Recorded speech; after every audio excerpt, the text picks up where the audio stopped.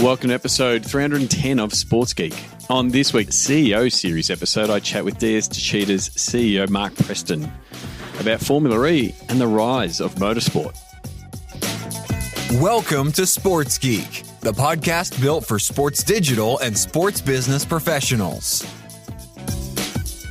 And now, here's your host who looks forward to attending a game in your stadium, Sean Callanan.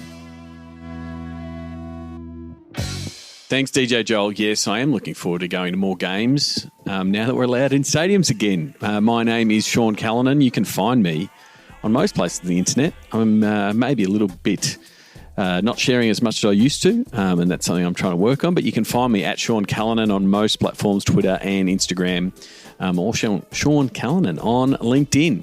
Otherwise, you can reach out to me the old-fashioned way. No, not by fax, but via email. Sean at sportsgeekhq.com will get me. Really happy to be back, trying to restart the podcast. Had a chat with Steve Mitchell earlier in the year to try to get things going. I caught up with Mark Preston for this podcast. A little bit stop-start. Apologies, but I am trying to get into a rhythm. I had a chat with Mark Preston, who is the CEO of the Formula E team, DS TECHEETAH, prior to the Melbourne Grand Prix. So I thought I'd record this after the Grand Prix, the very successful Australian Grand Prix, and congrats to all the people working at the Australian Grand Prix. Have had 2 years off, effectively, with no Grand Prix here in Australia. So congrats, especially to former or Sports Geek alumni, Arthur. Congrats on a really successful GP. Over 420,000 people went to the Grand Prix, so there was definitely a lot of appetite for Formula One. And as we discuss in this interview, I think Drive to Survive is one of the reasons why a lot of people turned up. And I'll talk about that both in the interview with Mark and afterwards. Before I get into that, don't forget, if you want some help, if you want to discuss an issue or a project or an approach or a platform, that's exactly what the Pick My Brain sessions are for. Simply go to sportsgeekhq.com/pickmybrain, and you can book in a 2-hour session. You can either do it with your whole team or just one-on-one. Happy to discuss the issues and sort of dive in on how I can help solve your problems. Thanks again to the supporters of our Patreon campaign. You can become a supporter by going to sportsgeekhq.com/Patreon. It helps us produce this content. But now let's get into my CEO series chat with the CEO of DS TECHEETAH Formula E team, Mark Preston.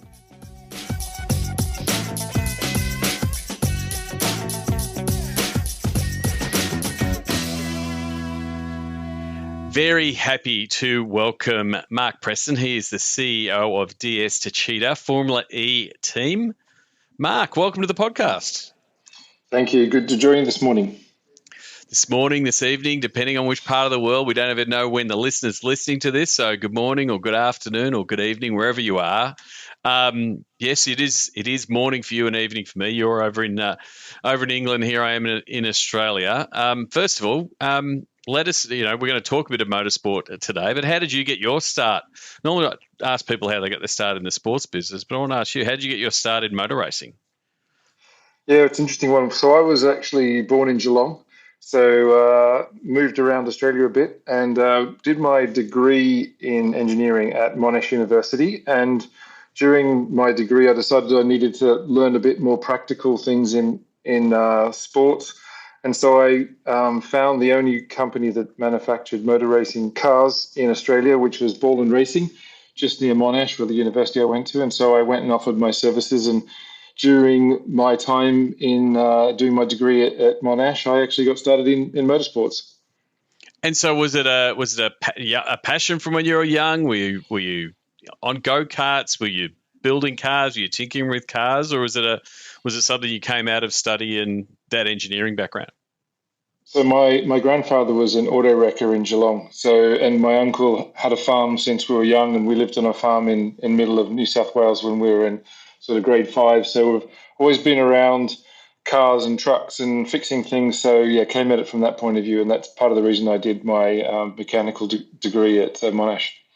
And so working in different levels of motorsport? Like, where are some of the stops that you have to, because a lot of people, and we'll get to it later, talking about Drive to Survive, see the pinnacle of F1 and Formula E and the different classes, but it's not a matter of just knocking on the door and saying, "Hey, I want to work in this space." Is it very much you have to keep graduating rung upon rung in the motorsport game? What were some of the key early rungs for you?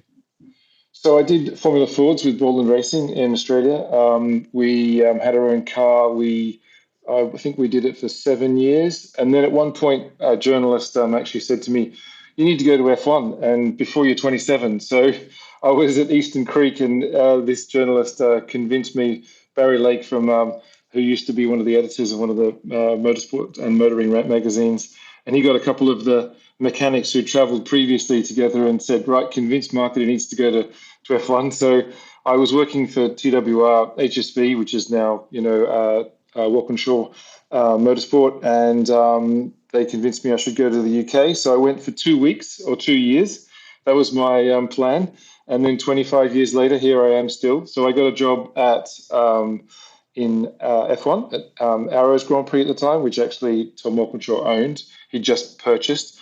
So went to F1 there, worked my way up to running test teams and head of R&D and those kind of things. Sadly, they went down. So that's always the problem with sports, is obviously the economics always is a problem. I went off to McLaren, so I worked at McLaren for a few years.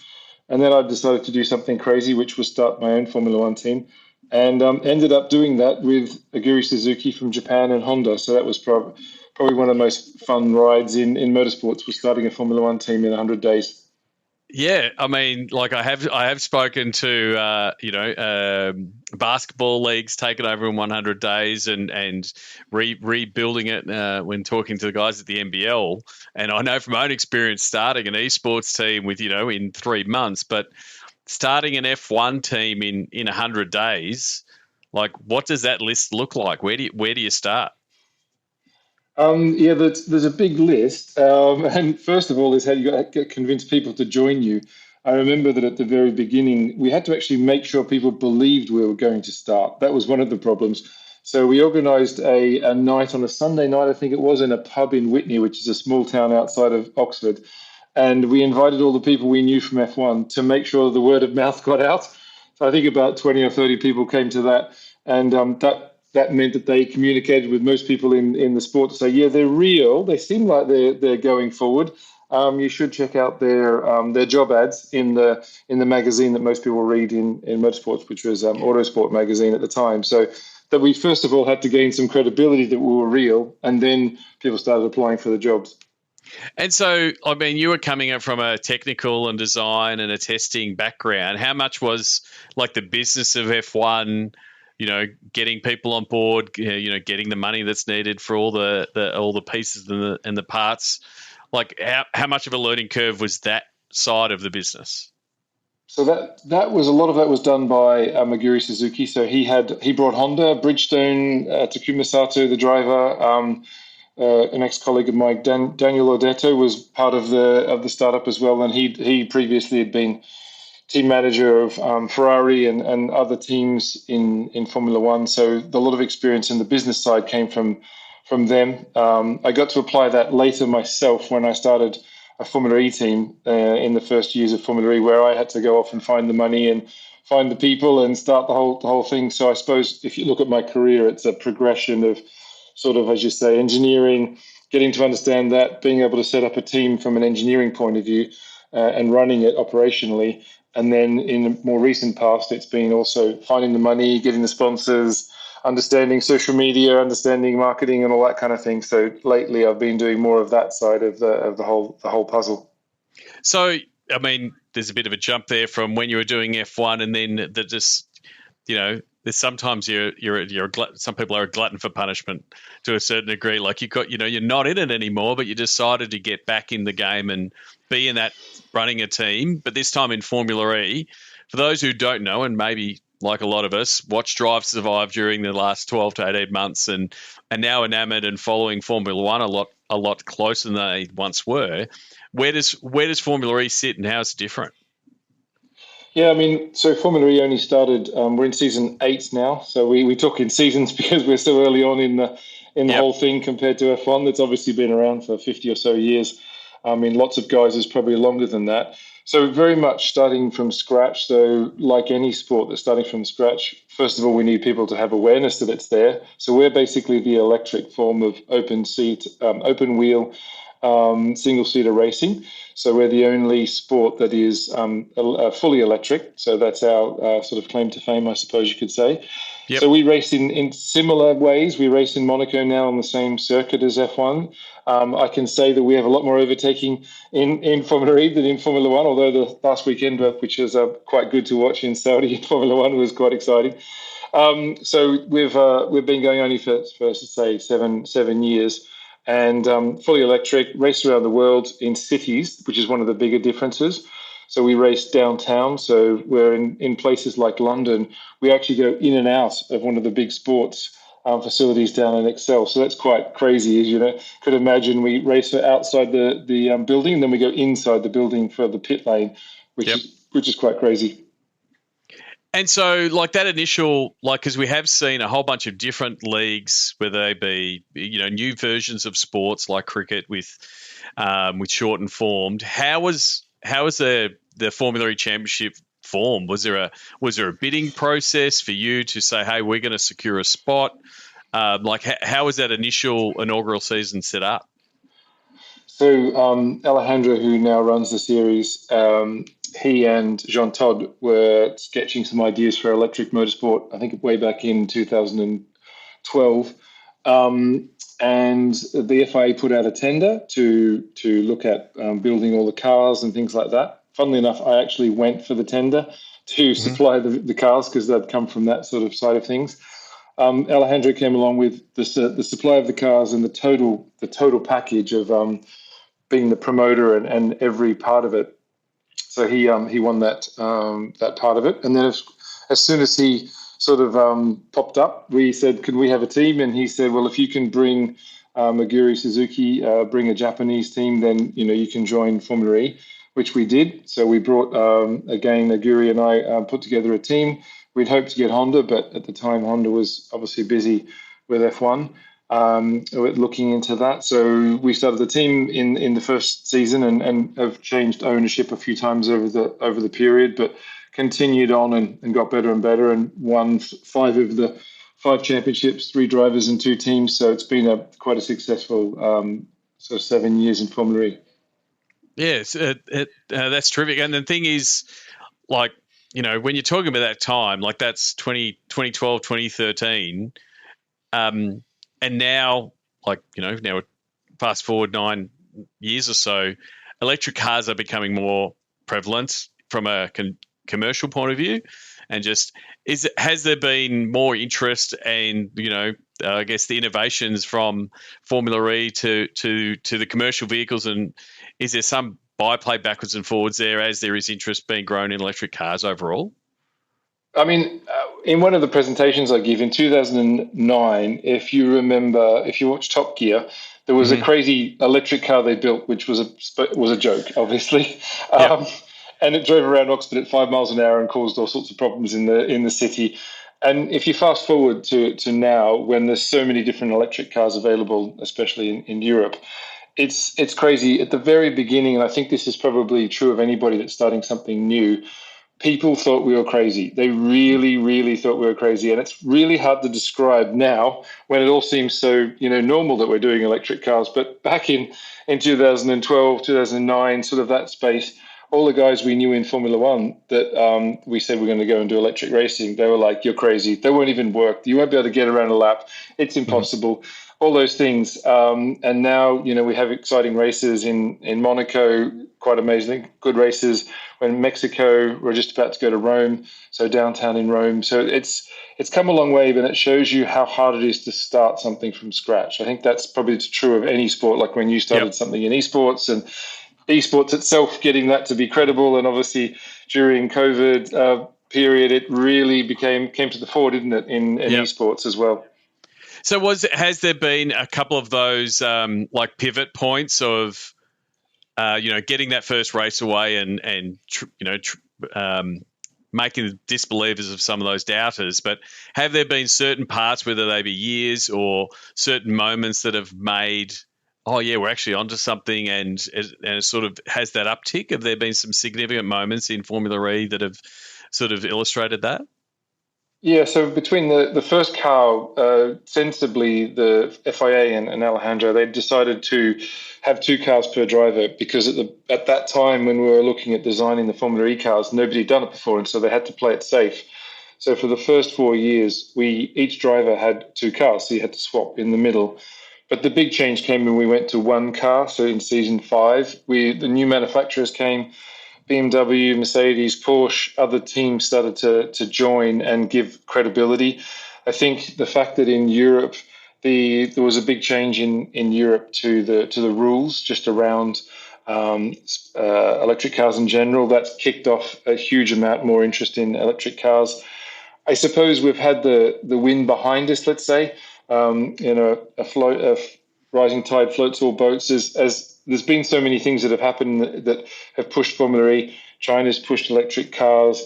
Obviously, a big push into renewables. Everything that's happening in the world is pushing further and further towards electric and renewables. And so I think all those elements have just kept pushing Formula E along. And so, as I say, some of the big things is other big manufacturers getting involved, bringing big cities on, having London race again now, being in downtown in Paris, New York, all those kind of things have pushed things. And I think just a general amount of interest in the sustainability and the eco side of things from all of the young people who have quite a young audience. So I think all of that element has pushed things dramatically.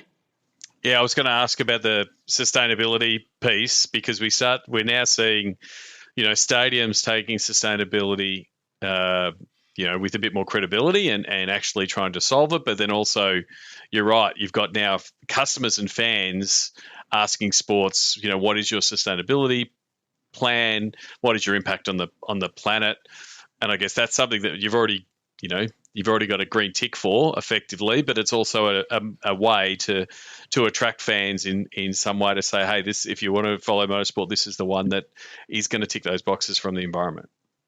Yeah, one of the great things that Formula E's been doing is that we're the first sport to be net zero since inception. So, okay, we only started 7 years ago, but because they were, taking into consideration all of the logistics and everything we've been doing since the start and applying all the offsets and other things to the sport, it's great to be able to say that.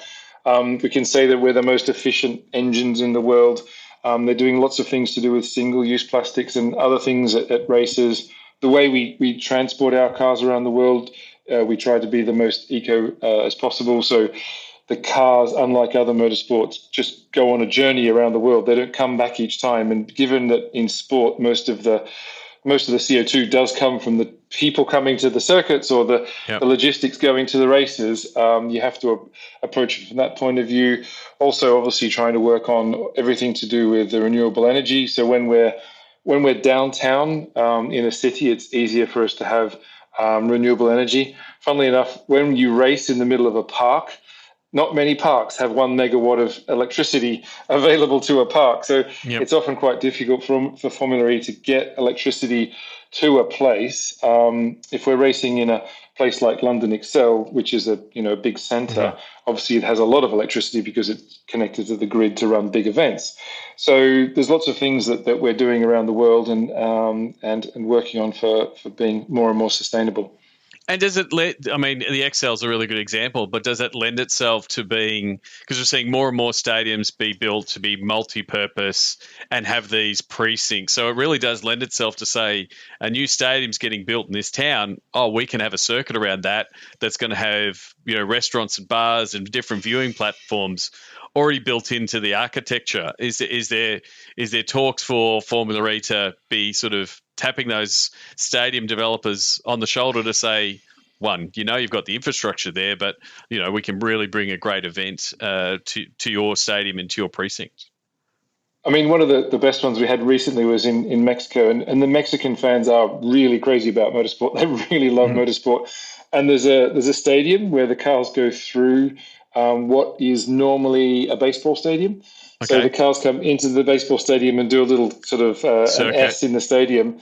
And there's like 40,000 fans there, and they go absolutely crazy every time the cars come through that area. And the funny thing is, because Formula E cars, you're not deafened by the sound, you can hear the crowd every single time the cars go through that stadium. The crowd's going crazy, and so that element, I do agree. And when you have a look at what's happening at London Excel, it's quite amazing. I mean, when you just experience it, sadly, Antonio Felix da Costa, our driver, came into a bit of a fight with one of the Porsche drivers and hit the wall inside the stadium, inside the building. And so you can imagine when the car hit the concrete barrier, the whole place echoed.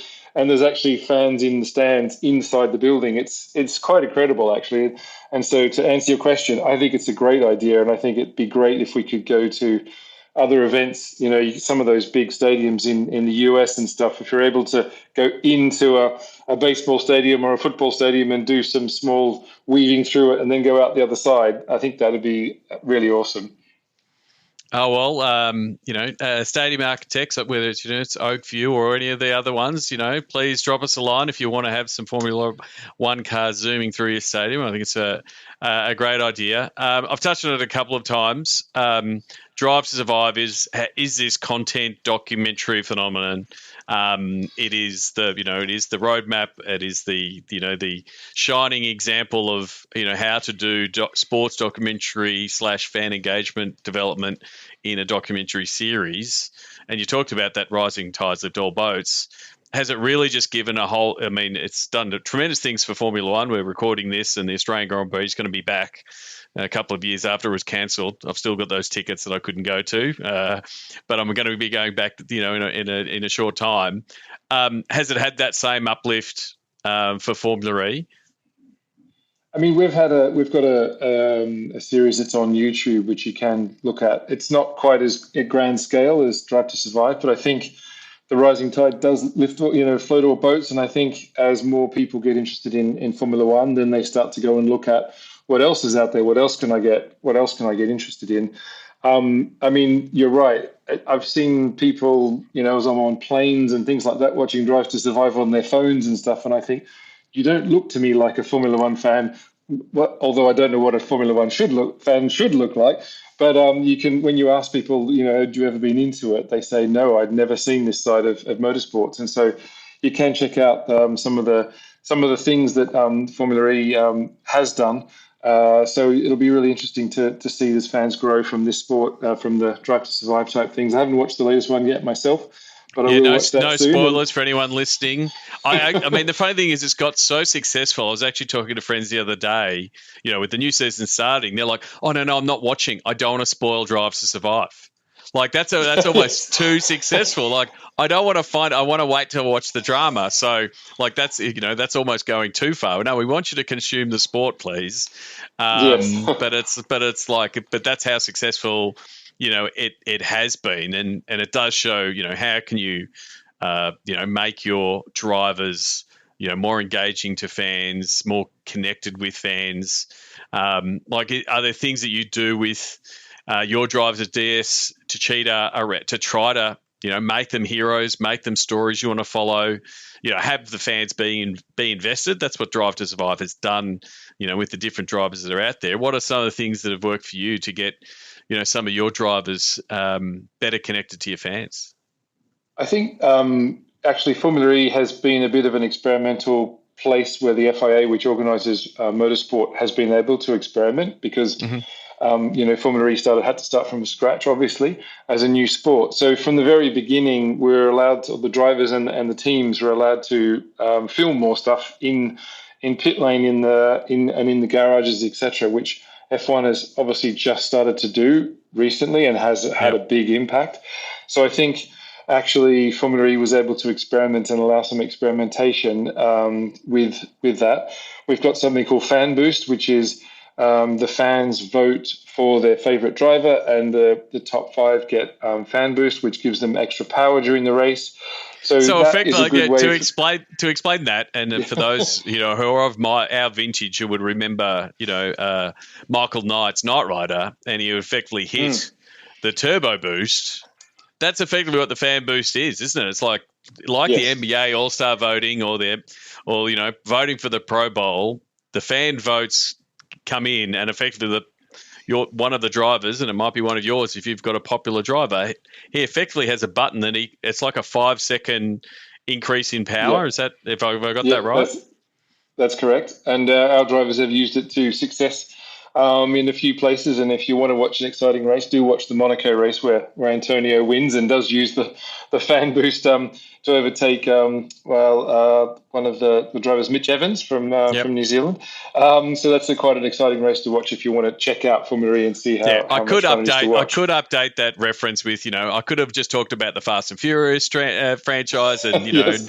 Dom using nitrox, but no, I wanted to go with the turbo boost of Knight Rider. But like it is one of the first, because there is this, there's a lot of people saying, a lot of talk of how do we get fans better involved and invested in, but that, it's one of the only ones, that actually can affect the result. Was there any concerns, sometimes those kinds of, was there any concerns around competitive integrity for those kind of things from a race point of view? Or, because it's a terrific way to engage your fans.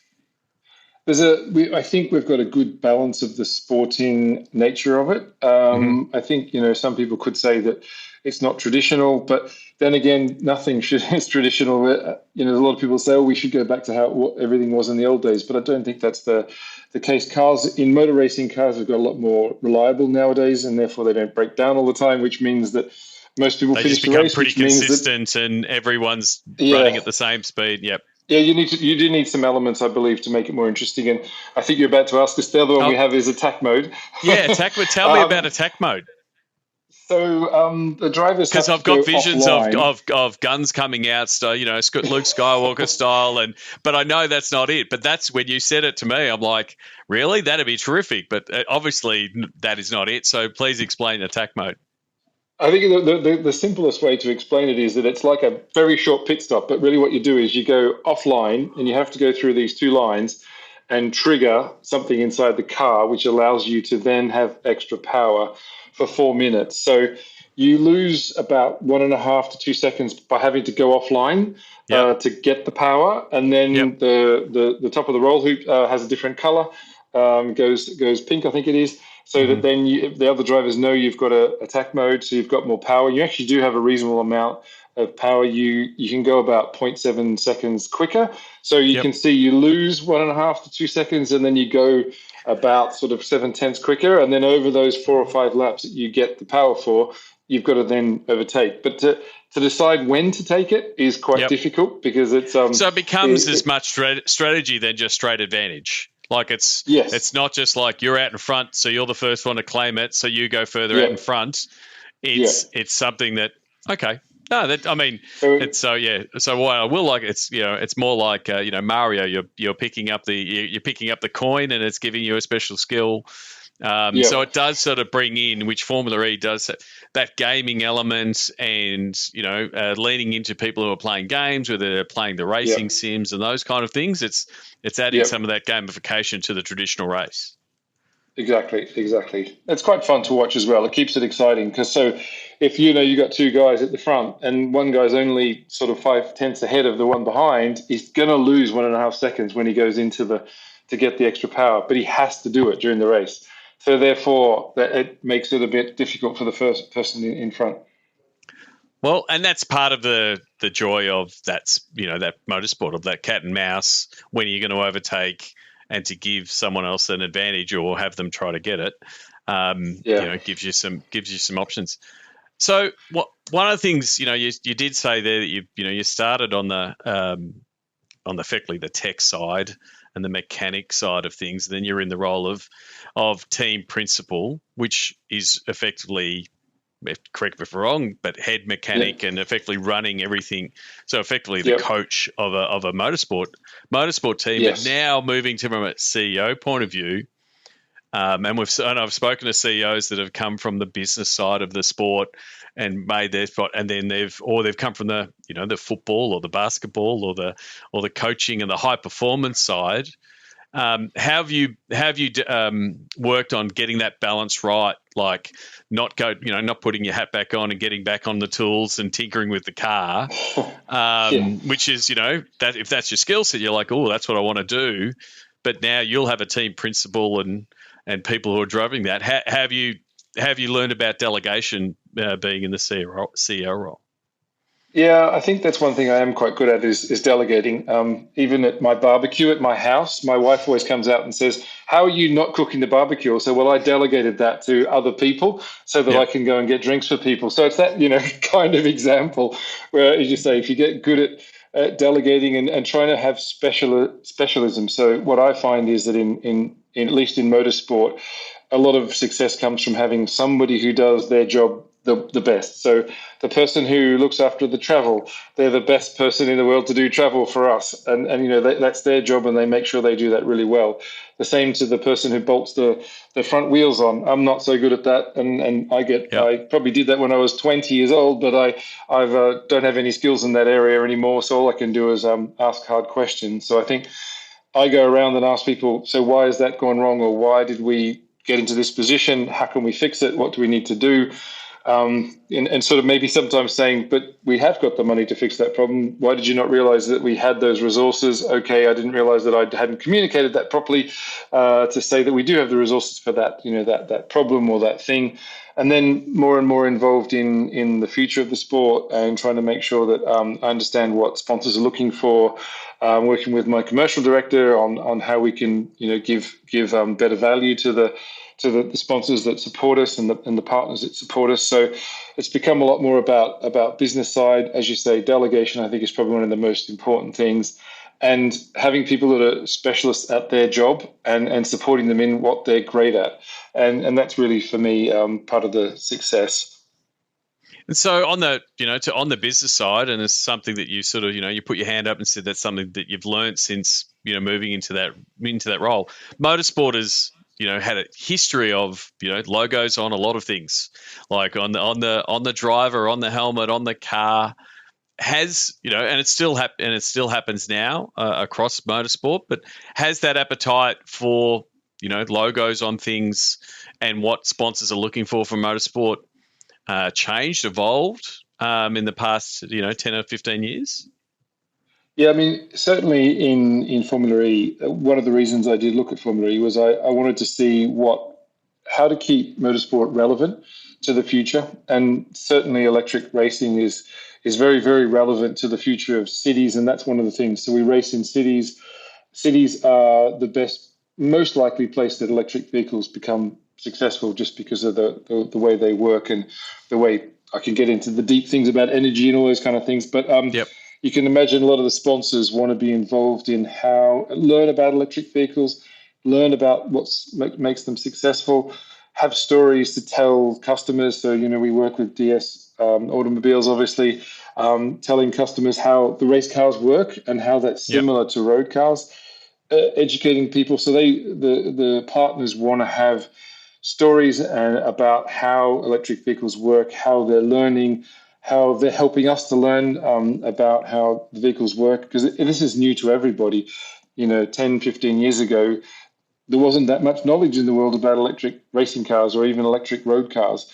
And so there's a lot of learning going on. The car companies are learning, the charging companies are learning, partners like Total Energies who are getting more and more into charging vehicles, renewable energy, and understanding how it all works together. It's certainly super important to the partners in sport.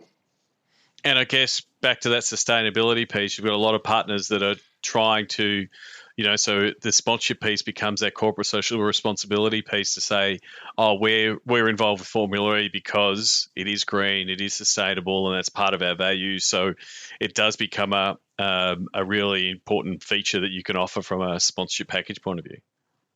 Yeah, definitely. So just being involved in it and living it and breathing it every day and pushing towards more and more sustainable angles. There's still things we need to do. but everybody's working hard to make the sport as sustainable as possible. At least at the moment, it's obviously net zero, but you want to go further than just net zero. There's so many things we can all do, and it helps to educate people, and also, the followers of the sport have something to point towards when they're telling their friends, you should be more involved in renewable elements, sustainable elements. I think it's a good story for the fans to tell as well. And you're still talking about single-digit seasons. Like, it's still a really young motorsport. And you're looking at this, a long-term view of where it could go. Like, similar to me in an esports league that just restarted. So we're in year 2, and it's been in Australia for 8 years. So, what is your long-term one? Where is your long-term view, and where are you looking? Are you looking to is 2 years? Especially coming out of the last 2 years, which no one could have predicted. But where is your lens? Are you looking 2 years away, 5 years away, 10 years away on where Formula E could be? So I suppose, coming from a technical background, I suppose I'm always a bit focused on the technical side of things. There is a new generation of car that's coming next season, which is a big jump in power and capability. That's going to last for 4 years, and then we have to start thinking about sort of 5 years in advance. What is an electric car 5 years into the future, 10 years into the future going to need to look like? What's going to be important? That's quite difficult to figure out at the moment. In fact, so we have a lot of discussions between the teams and the manufacturers and cities and other people as to what is the mobility of the future going to be. So we do have to think that far out in order to understand what we believe is going to be the future. Hopefully, given that we're probably a little bit early with Formula E, I imagine, starting way back in 2009, 10, 11, 12. A few people have said recently we were probably a little bit too early. But I suppose that's the good thing, is now we have to think sort of 5, 10 years in advance. What do we think the future is going to be about? I think it's going to be, given the situation in the world at the moment, and energy is going to be even more important than it was already. I think there's going to be more and more push towards renewable energy. How renewable can everything be, and how sustainable can things be, and resilience and all those elements. So I think supply chains, all those elements are going to be hugely important, and this is where Formula E can lead the way. So that's you putting on your technical hat of what are the cars going to look like, how are they going to sound, and what's the impact of them going to be?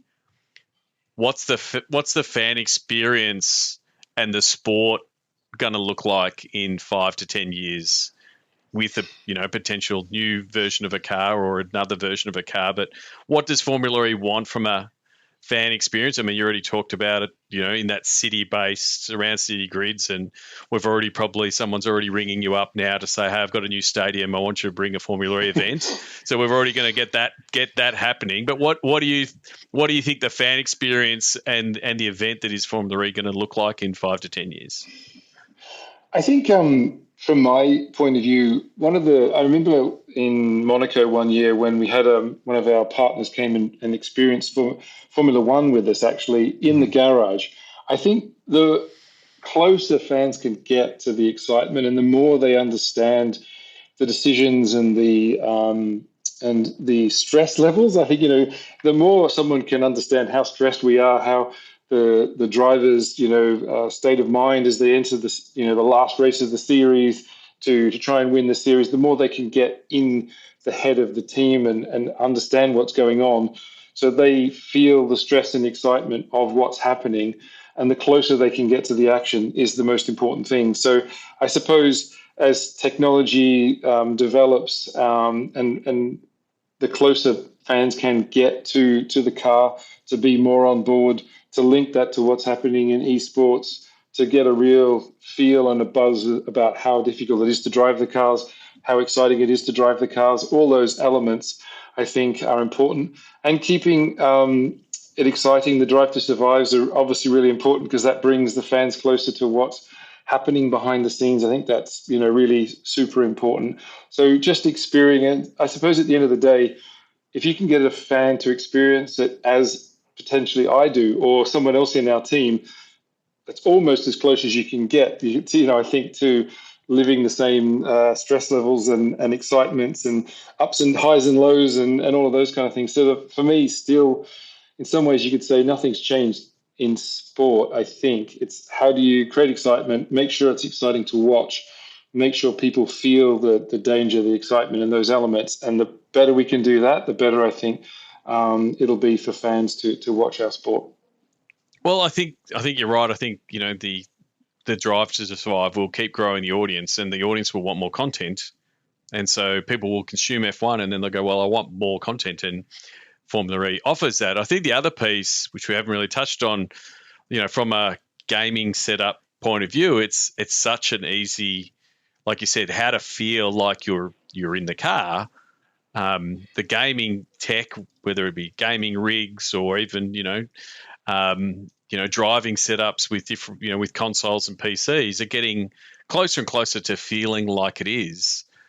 Like motorsport is one of the first sports I think that will actually have some viable, tangible success, in the metaverse and this VR space of, oh no, you're watching the race, but you could effectively put on a helmet and feel like you're the driver, and get that feeling, right? And actually be closer than at the moment. It's a camera over your shoulder in pit lane, but it's like, well, hang on. It's only a few sensors to be put onto the helmet, and the car's got all the other sensors. It knows. And so whether it's a haptic suit that is, giving you some reaction and those kind of things, like that might be something, it sounds gimmicky and like now, but, to people who have grown up playing games and trying these and trying to make those games feel as real life as possible, that might be a way, that they consume. And there might be, sports rights and digital rights of motorsport that get carved up to be, there may be, and we still probably, we still haven't seen a Web3 company that says we're going to go all in on VR sports production in motorsport and like scoop up the rights. And like I said before, with Formula E, it's a really good petri dish for motorsport. Like it's, it would be a large undertaking to do that in an F1 sense, but it's like, how could that be done? So, when people say, VR is a tough one, it's one that's sitting right there for motorsport for mine. Yeah, I think great thing about Formula E is that we can still experiment because we're still new, even though we're sort of 8 seasons in. We're still new, and as you say, it's harder for F1 to experiment because they've been around for so long, and it's very difficult for them to try new things. But we can definitely try new things in Formula E and experiment, and that's one thing where Alejandro is very, very good at trying things and experimenting with things. And he's got things like Extreme E, and there's all sorts of other exciting new sports coming. And I think we can keep experimenting and trying to make it a really exciting experience for the fans. Yeah, the one thing, I do get it, Caitlin, in esports, you're not getting people saying, oh, we never did that in Formula E. It's like, no, guys, it's year 8. It's, we get to keep changing and evolving.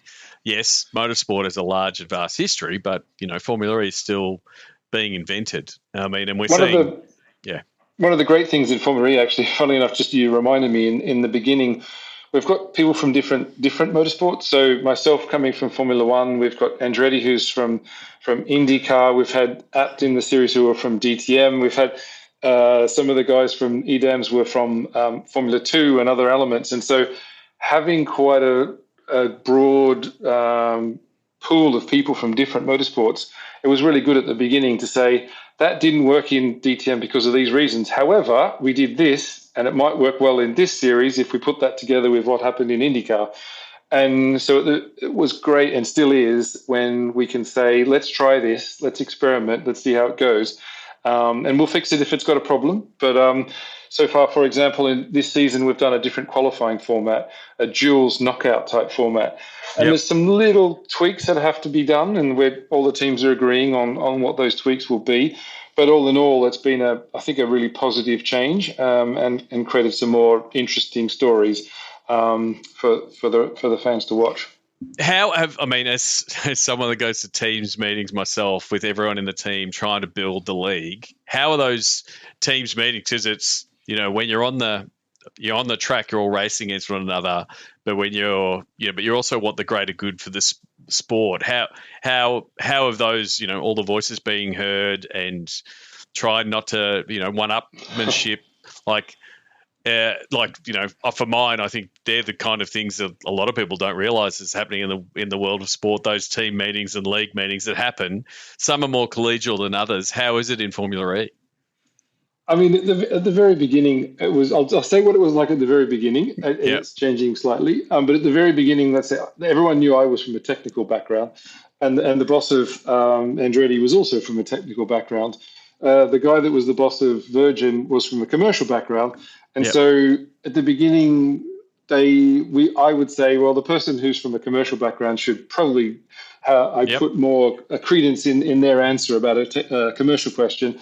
And if there was a technical question, then they would look to me and my colleague at Andretti and say, "What do you guys think from a technical point of view?" So at the very beginning of Formula E, it's what allowed us to mold the sport quite quickly. Yep. Obviously, as time goes on, there's more bigger and bigger players that have got more and more invested in the series. So it has got a bit harder to do that. It's still pretty good in Formula E. There's still a fair amount of camaraderie and trying to make sure that we keep it exciting and keep it growing. But you can definitely tell that it's not quite the same as it was at the beginning, but still pretty good. Still pretty good. No, that's good. I mean, and again, some of the most successful leagues in the world are that because they can get the teams. That's the thing. Again, it is tougher maybe for you being in the technical space, but if you're selling tickets or jerseys for one team, you're not competing with the other team. You want everyone to be, you want more TV rights, you want more league partners, you want more cities bidding.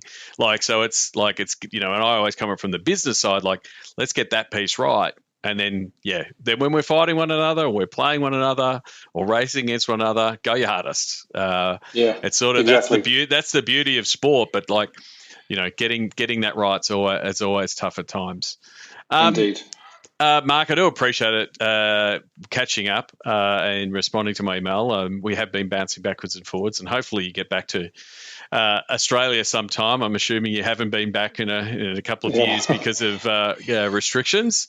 Yes. I wanted to finish off with the Sports Geek closing five. You are from Melbourne. Geelong is just down the road from where I am here. Do you remember the first sports event you ever attended?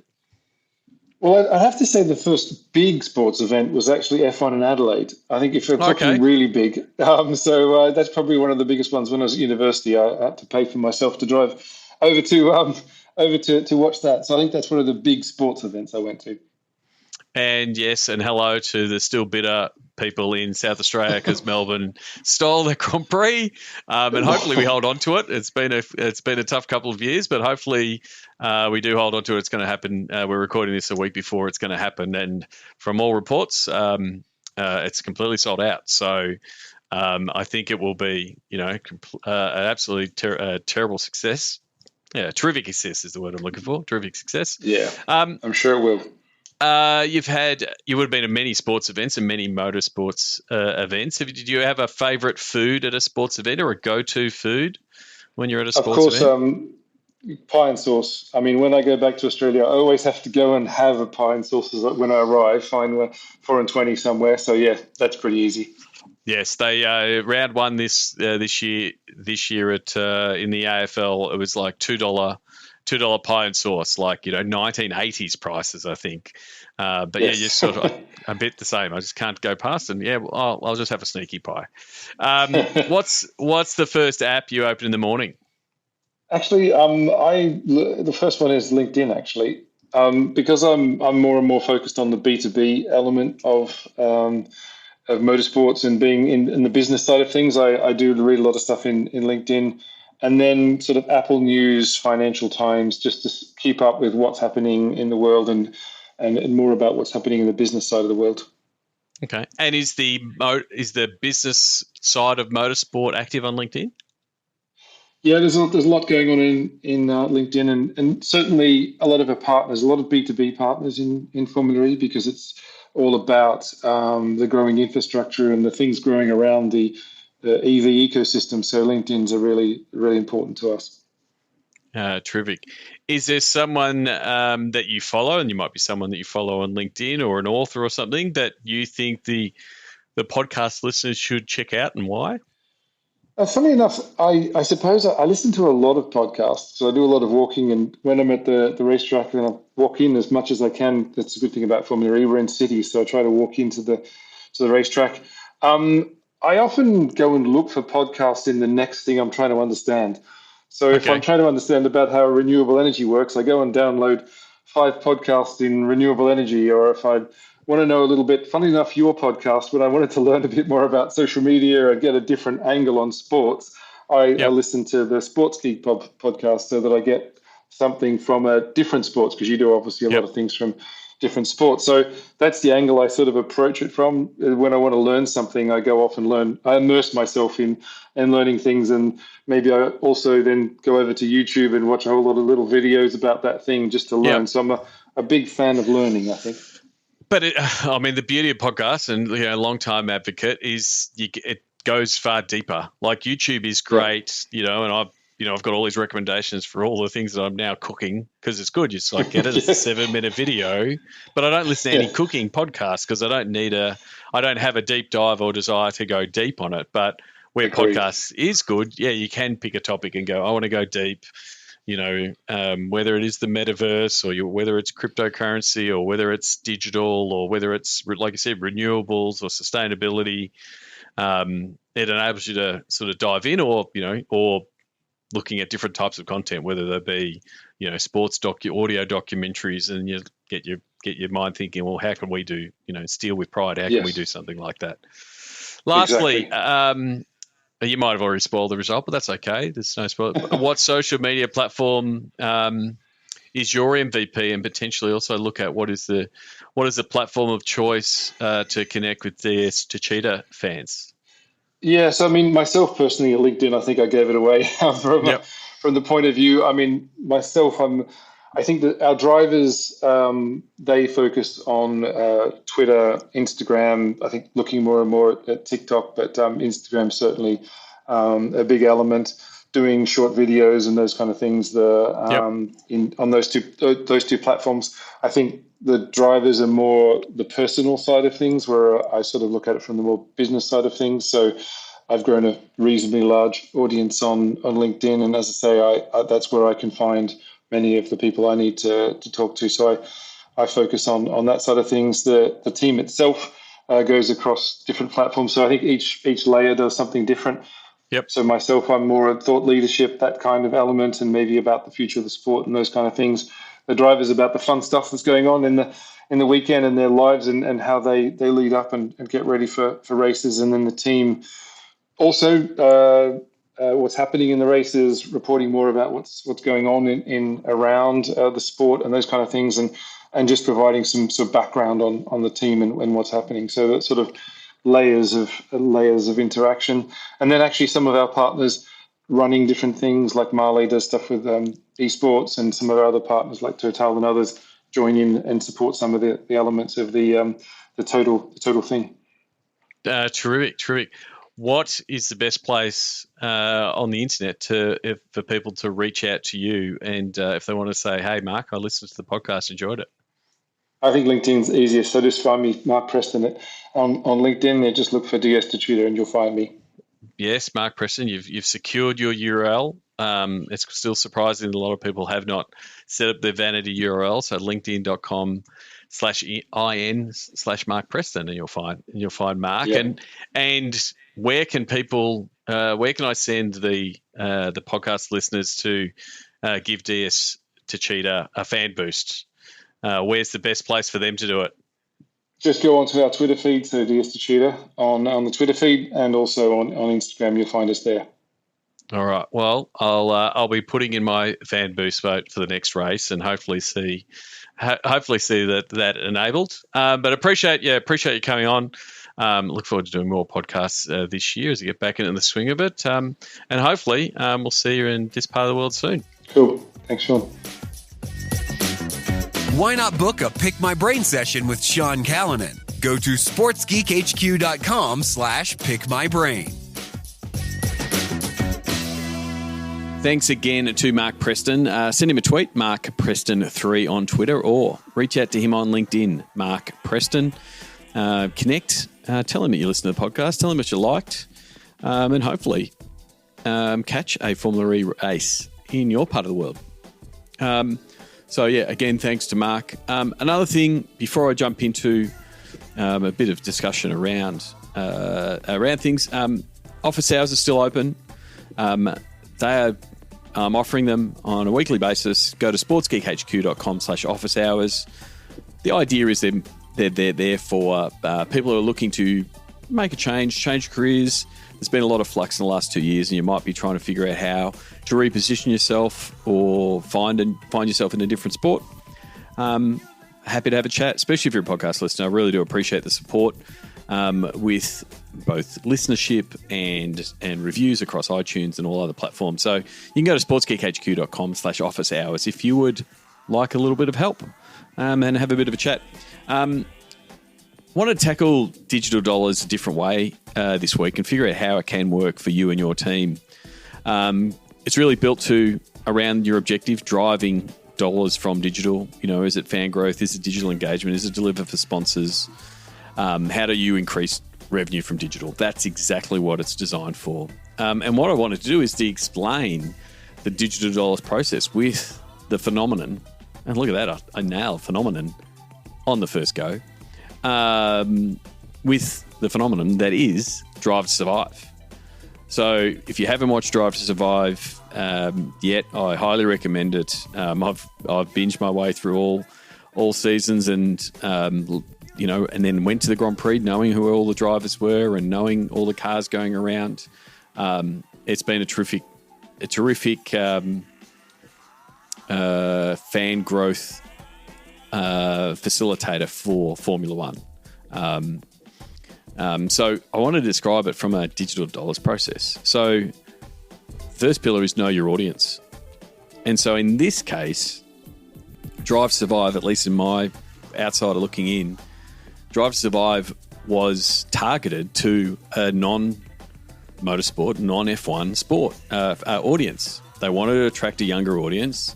They wanted to attract an audience that watches reality TV, that wants real life, and that watches these growing genre of documentaries. So that's the first point, like targeting a new audience. Yes, the Formula One fans love it and consume it voraciously, but the premise and the target audience that you want, that was driven for it, was to attract that new audience. And so that gives a really strong focus for the actual content that gets delivered. So, which brings you to know your content, right? So how do we go about targeting that younger audience that's a bit disconnected with sport or doesn't even know the sport exists? They just went about making one of the best sports documentaries and storytelling and really focused on the drivers and the personalities. And that was their content piece. That's what the Drive to Survive series is in its entirety. And so the fact that there was huge growth, using the Australian Grand Prix as an example, lucky enough to hear from Andrew Resticott at Sport Next, and I'll talk about Sport Next in a little bit. The growth in female ticket buying and went up from 25% to 40%. That can clearly be attributed to Drive to Survive. Whether they decided to watch Drive to Survive themselves and was recommended, or whether they watched it with their partner, it sort of doesn't matter. They started watching it and got hooked and have now become F1 fans as a result. So that's a real, tick the box for both attracting a new audience and the quality of the content that is produced. Now, the distribution for Drive to Survive is quite unique. Normally, when I'm talking about distribution, I'm talking about your own channels, email, your website, or channels that you're building and earning, like Facebook, Instagram, Twitter, all the social media channels. But in this case, the distribution is actually Netflix. But the second piece that I think is just as powerful, even though Netflix is an amazing distribution platform that has an amazing algorithm, and it keeps tweaking it to making sure that you're seeing things that you should see, whether it's things that your friends see. They've even brought in the double like. So now if you double like things, it's obviously going to give them more information to the algorithm what they should be showing you, which helps them understand what they should also be developing. But I think the other thing of distribution is, and part of the success of Drive to Survive has been the word of mouth. I know for myself, I don't have a lot of F1 and motorsport fans. And literally over 3 or 4 months, and again, it was lockdown induced. A lot of people found a lot of different content over lockdown. I had 4 or 5 friends that are not connected tell me, oh, you've got to watch Drive to Survive. It's really good. And they weren't F1 fans. So I think that word of mouth piece from a distribution point of view can't be underestimated. So that's the first 3 pillars of digital to dollars process: audience, content, and distribution. The last 2 pieces are more in the branded content piece from a rights holder side.